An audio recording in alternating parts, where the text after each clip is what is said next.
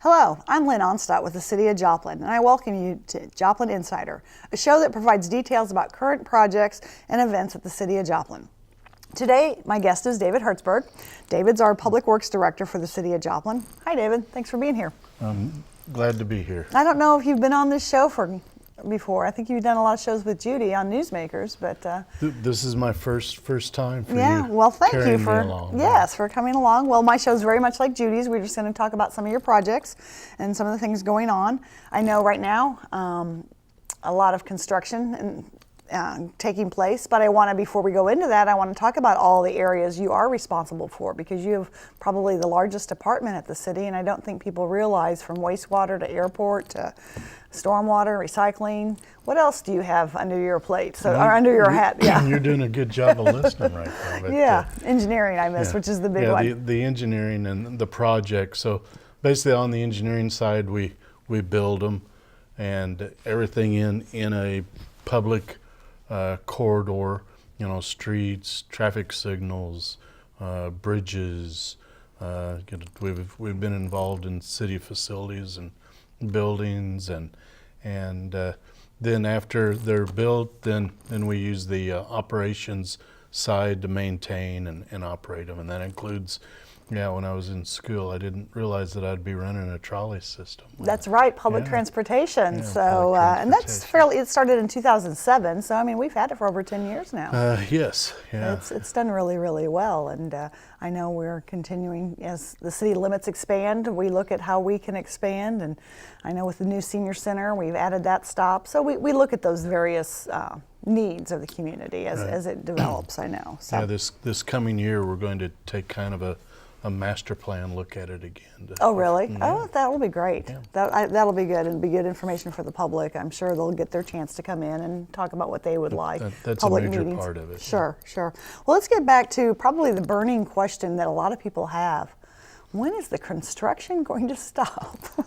I say that because, I get a lot of phone calls, and people are always asking about this project and that project and such. But I know 20th Street has been one project that for some people that don't realize the different phases, it seems like it's been going on a while. Can you walk people through how 20th Street was developed from the, I know the overpass was the first part of it. Right, yeah, and there was two major funding sources, and so to use the funding sources, you've got rules and timelines, but the first part was the Tiger Grant that we were successful in getting in 2012 after the tornado. And so then to meet their timeline, you get it bid and the public input and get construction. So that construction started in the 2014 construction season. So it went, a couple years, then wrapping up, and then right as it wraps up, then the 20th Street Road project is getting started. And of course, it's funded by the HUD Community Development Disaster Recovery money. Okay.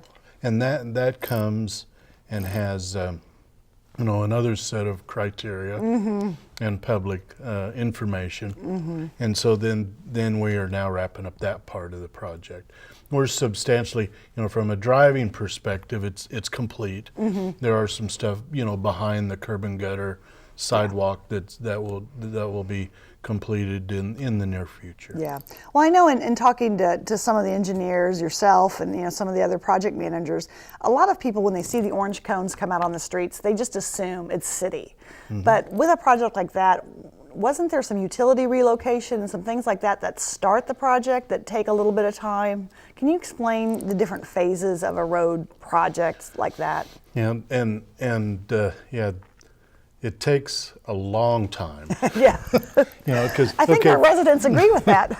Well, and even before the residents see it, because you're getting public input to make sure that it's a project, that is working both for the needs of the safety and traffic and and the adjacent property owners. So you're getting everybody together and educating them on that, and then you start the design, and then as you come through the design phase, you have public input, so they know each stage of the design, and so yeah, and then after you do that, you then are buying right of way. Okay. And then after you get the right of way, then the utilities come in and start moving things out of the way, so the street or whatever you're building, you know, can go and not conflict with those utilities. Okay. And then you have the construction, the street construction, or sanitary sewer construction, airport construction, whatever's going on. So Yeah. so it's a several stage deal, and each one of them represent, you know, that concept areas and input.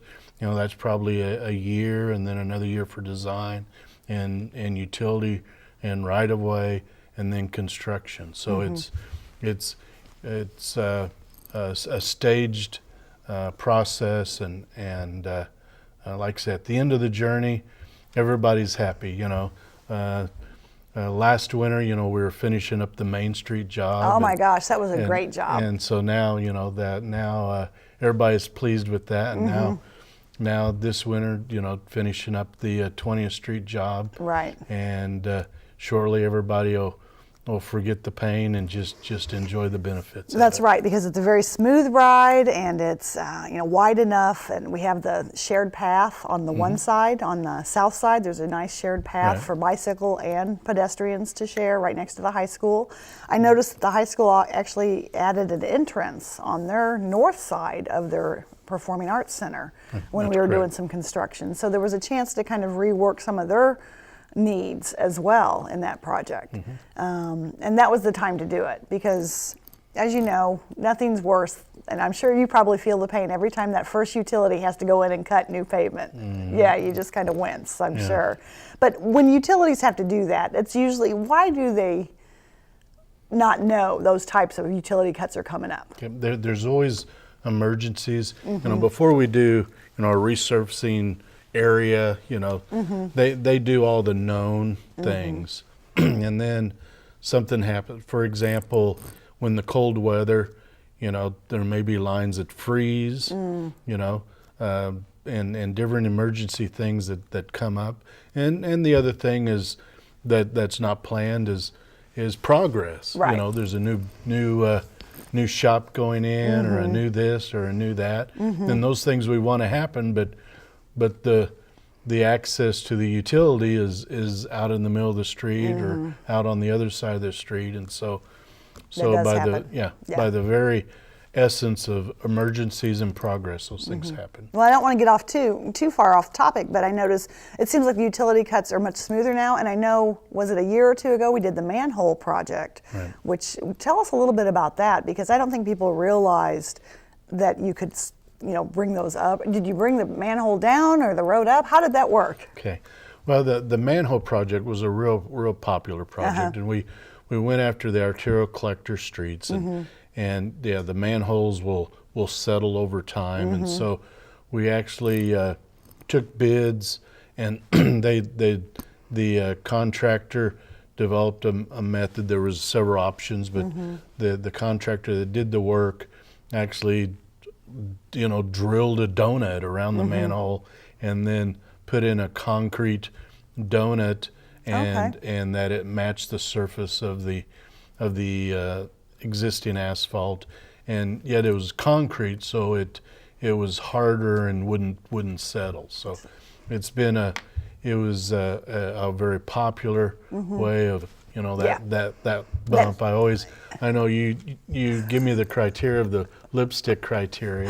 Yes. I was hoping that wouldn't come up. Yes. That not every lady, but sometimes people think about, you know, I want the road smooth enough, so if I have to check my makeup or whatever, I can do that, not get, you know, a jar, or that the stoplights are timed appropriately, that I'm not too late to the meeting I'm trying to get to, or to the soccer practice, or wherever I'm going. So, well, those are some of the, you know, the wins that we've had recently. But I know you've got a couple big projects coming up, specifically on the bridge side of things. Can you tell us about those? Yeah, we just awarded 2 bridge projects this fall. Okay. Which will be starting up, in the construction season this coming.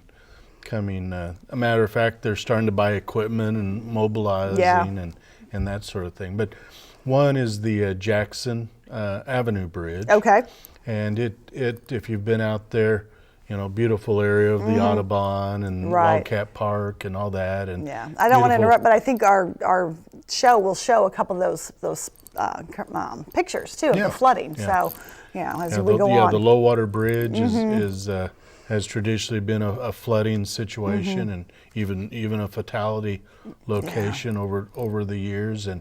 And so this project was in partnership with Newton County and some federal bridge money to use that came through Newton County. And then what we do is the new bridge is kind of in between the existing low water bridge and the interstate crossing there. Yeah, because the low water bridge is to the west, and then Right. interstate. Aren't you proud that I know my directions? Yeah, I'm impressed.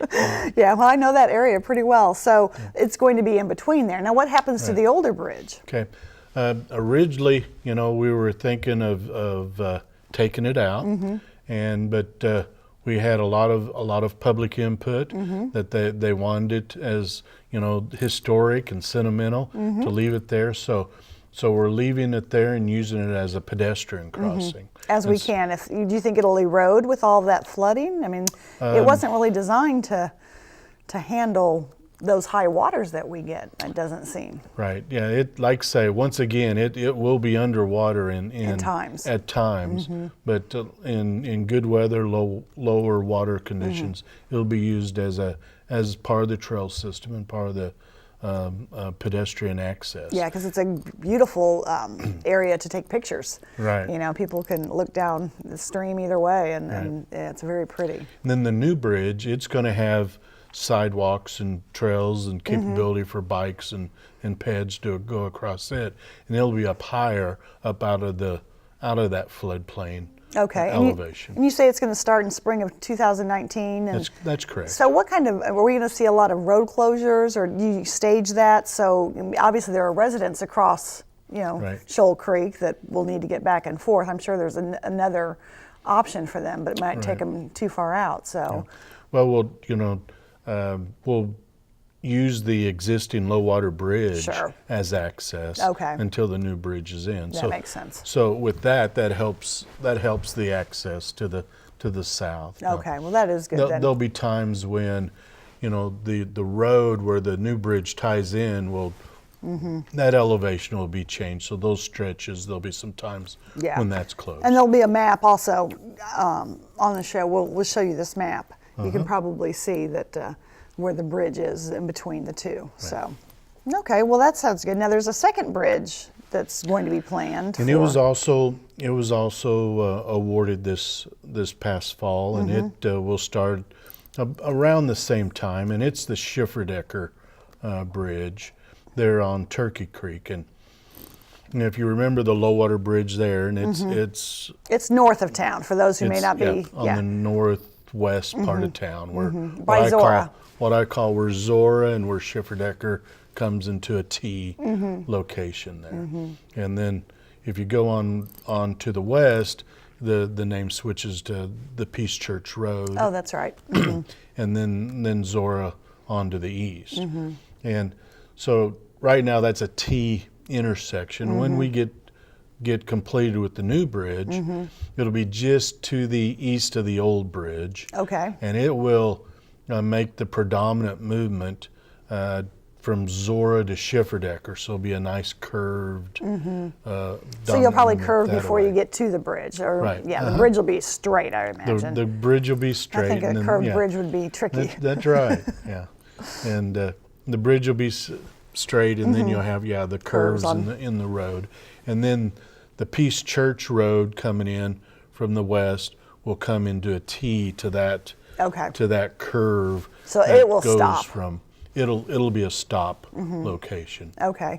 Now, is that bridge going to be able to handle trucks? I mean, I know we have some trucks coming down Zora now and crossing over on Main. We're looking at trying to keep trucks, away from the smaller streets and put them on the ones that can handle that weight load, right? Right. Yeah. This bridge would be standard bridge designed for trucks, and so it'll be a lot improvement for the area compared to the little low water bridge that's there now. Yeah, because again, it has some flooding issues and some things. I don't think it sits as low. It doesn't seem like, but Well, Turkey Creek's just a smaller creek than Shoal Creek. Well, that makes sense. Yeah, that is true. And once again, we try to partner with everybody when we do a project, and on this,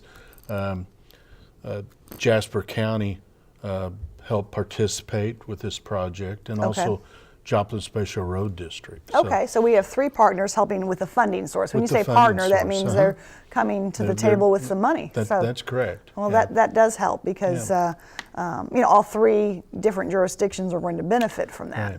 Right. Yeah. So in general, on the Jackson Avenue Bridge, we funded 20%, and then the 80% was through Newton County and the Federal Highway. On Schifferdecker, that funding was basically the bridge is free.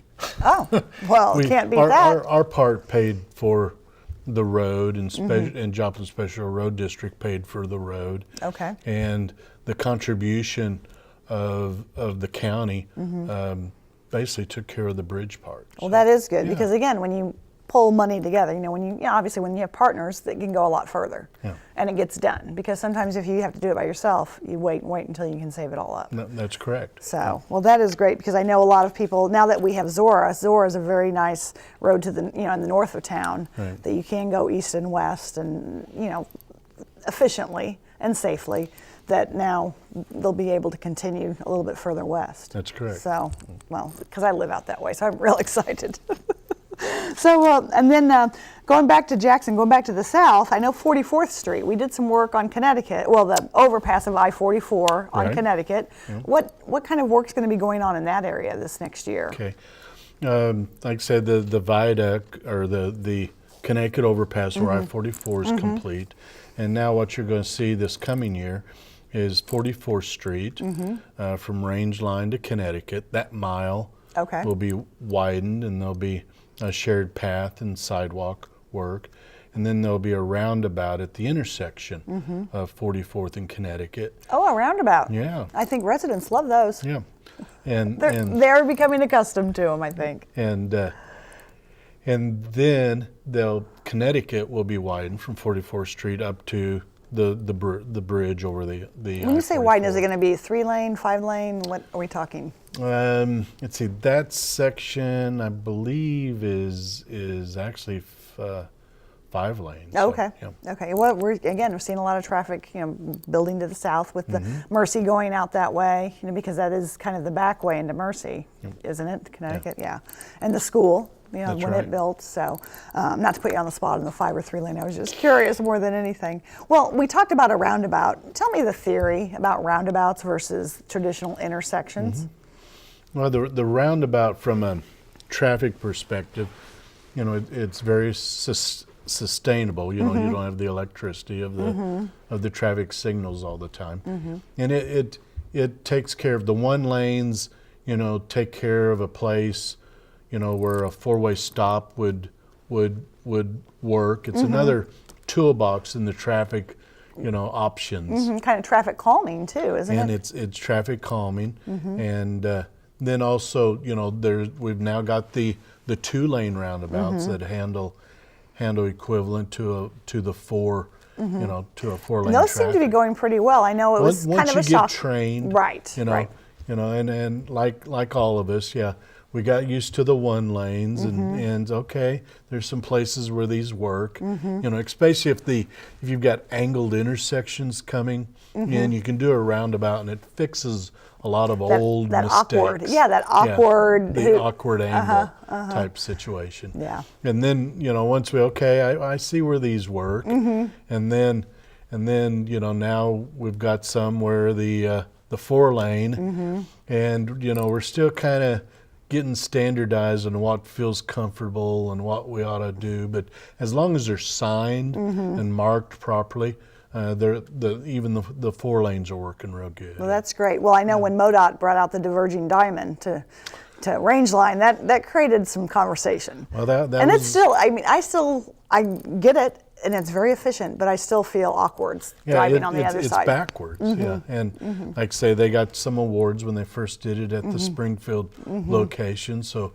some of us, saw it and saw that it worked. But yeah, it feels like, you're using the wrong hand. Yeah, yeah, exactly. It's awkward, but it does work, and it works great. Yeah. And I still drive through it, and you feel that awkwardness, but it flows. And again, it's a slower speed, so you're not racing through it, which is nice. And so I think it gives people who may not be comfortable with it, time to adjust as well. At least I've seen that, it seems like. So, well, those are the 2 bridge projects, and again, out south. And what about intersection improvements? Do we have anything coming up? We've partnered with MoDOT on some cost share projects. Okay. And trying once again, always trying to stretch our dollars. And well, again, with MoDOT not making the vote, not getting the vote, that was too bad, because roads are bad. I will say roads are tough right now. But these projects with MoDOT are 32nd and Main. We're adding a northbound right turn lane. Right there by CVS. Yes. Okay. And then another one at 32nd in Indiana.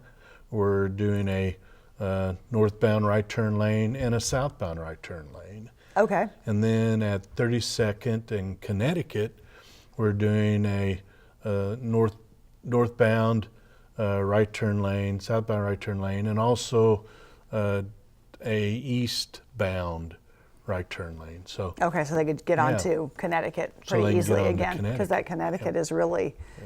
Because I remember when we widened Connecticut for the first time from basically, it was Park Apartments, right in that St. Louis, all the way. I guess that was St. Louis, moving through. So and once again, that's a partnered project, and you'll see these under construction next year. This year, MoDOT, in preparation to that, has done some sidewalk work along that 32nd Street corridor, and then you're going to see them do some resurfacing work. Okay. And so it'll be a smoother drive. That will be good. Well, sidewalks, it seems like we've had a lot of sidewalk work being done, and people, again, would rather, I think, what I hear, again, I take a lot of calls, and sometimes they comment that, why are we doing sidewalks? The streets have potholes and things like that, Sure. And can you explain why the sidewalks are part of a road construction project? Okay. Well, whenever you do a resurfacing job and you have a sidewalk there, then you're required to bring that sidewalk up to any new ADA changes that have happened. And so if you don't have a ramp, you try to install a ramp over time. And MoDOT has been doing some upgrades to their sidewalk. They're on 32nd Street. They also did on North Schifferdecker a sidewalk project up there. And then with our disaster recovery area, we've done a lot of sidewalks through the HUD funding. So you're seeing a lot of sidewalk work. Like I say, actually, the funding is coming through the state and coming through the HUD CDBG funding. Okay. Because it's not coming out of the city's budget per se. Right. Now, when we do 20th Street or 44th Street or the successful project this past year in St. Louis, our new typical is to make sure to address pedestrian and bike needs as we build these corridors, and we've had good feelings of the neighbors say, wow, this is great. Pretty happy. Yeah, that's what we're hearing with the new bike pedestrian plan. We're seeing a lot of people wanting connectivity throughout town and throughout town to town. I mean, some people are riding, correct. Which is great. So, well, I know we're getting close to having to wrap it out, so I just wanted to give you a shout out on a couple projects I really heard good comments on. The railroad crossing at 4th Street. Man, people are very happy about that being improved. Why did it take, pardon me, but why did it take so long? Okay. Yeah, sorry, I have to ask. Yeah, well, railroad crossings in general are a challenge because, literally they were here before the city was. Right, in a lot of right. instances. They brought the city to us, pretty much. Yeah. They were here first, and so a lot of time, those crossings are their property, and so you're working with the railroad company in coordination, and their construction timetable and our construction timetable, and their funding needs and our funding needs, and so it takes a while to get it all put together. But very, very glad of the way 4th Street and that Kansas City Southern Crossing came out. We actually used, when we built the viaduct on 20th Street, there used to be a crossing there, concrete. Well, we used those old precast concrete crossings and moved them over to the 4th Street. My goodness. And so that's, I didn't know that. That was a cost savings to reuse those concrete precast that makes sense. crossings over there. And so it's worked out real good. And like I say, there's other crossings in town that we want to address. But once again, it is a slow partnership project and process. So. Yeah. Well, I know I'm kind of getting the wrap-up sign, but I don't want to forget to comment that the city was recognized with its partners that did the project on Main Street by the Association of General Contractors for their work done. I mean, you got that project done, Main Street. What was it? 1.5 miles, a 4-lane road. That's correct. In one construction season. One construction season. And it wasn't just road; it was sidewalks, it was lighting, it was amenities, benches, and all of that. How coordinated did you all have to be? I mean, did you guys sleep at all? There was a extremely great team put together, from the consulting firm that did the design and inspection to the construction company that did the construction, and like I say, it took an effort on all people's parts to be precise and to be on top of it, and it is statewide acclaimed. Yeah, it's very nice, and I think people are really happy. And then just recently, you finished the parking lot at the 800 block of Wall, which is on the west side, if people are not familiar with that, next to the job center. Yeah, that was one of those jobs that, literally it would have cost over $300,000. Wow. To have the contractor do it, and so we did a lot of it in-house and saved almost half of that cost in doing some of that parts of that construction in-house. Just shows you have some good staff, some good laborers out there at the Public Works Center. We've got a very, very talented group that's able to step aside from filling potholes to doing something like that. Well, and I want to give them a shout out also for leaf pickup. Right now we're in the midst of leaf pickup. Soon we'll probably be in snow removal. So they wear a lot of hats and gloves and mittens, depending on what the job is. That's right. We've done a proactive way of snow removal, and we got hit early. Yes, we did. With some, but we were prepared, and it worked very well with this new system that we're using. Yeah. And it's patterned after MoDOT. We didn't go out and invent something. Well, sure. We best practices. Yeah. I mean, you watch those. So, well, I know we need to go ahead and wrap up, but I just want to thank you so much. I know we're going to put a website on the screen for you so you can look at the disaster recovery projects that are going on, as well as our general website. If you have any questions, you can always contact me at the city. I'm happy to talk with you. Typically, I'll answer the phone, or you can just ask for Lynn, and I'll be happy to answer your questions or get you to David or one of his engineers. But at this time, I'd like to thank you again for watching Joplin Insider, and I hope you'll join us for the next show. Have a great day.